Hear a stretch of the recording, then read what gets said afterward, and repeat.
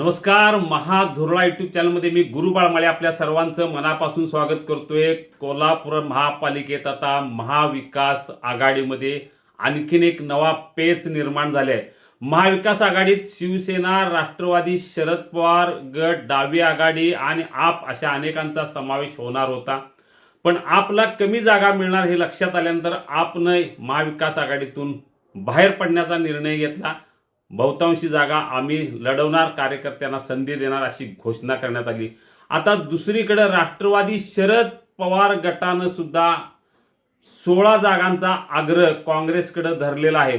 पण एवढ्या जागा देणं शक्य नसल्याचं लक्षात आल्यानंतर आता राष्ट्रवादी शरद पवार गट सुद्धा महाविकास आघाडीतून बाहेर पडण्याची चिन्ह निर्माण झाली आहेत.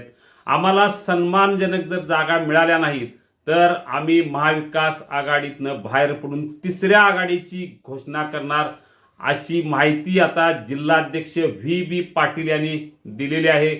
त्यामुळे आता महाविकास आघाडीतून राष्ट्रवादी शरद पवार गट बाहेर पडणार का, नेमकं काय होणार? आज संध्याकाळपर्यंत त्यांनी काँग्रेसला अल्टिमेटम दिलाय.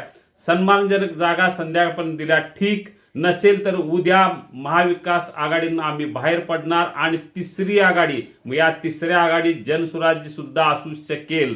आप असेल, डावी आघाडी असेल, अन्य काही मित्र पक्षांना, वंचित बहुजन आघाडी असेल, अशा काही मित्र पक्षांना घेऊन आम्ही तिसरी आघाडी तयार करणार असल्याची घोषणाच करण्यात आली. त्यामुळे आता महाविकास आघाडीत एकीकडे शिवसेना आणि काँग्रेसचं मिटत असताना काँग्रेस आणि राष्ट्रवादी शरद पवार गटात मात्र आता वादाची ठिणगी पेटलेली आहे.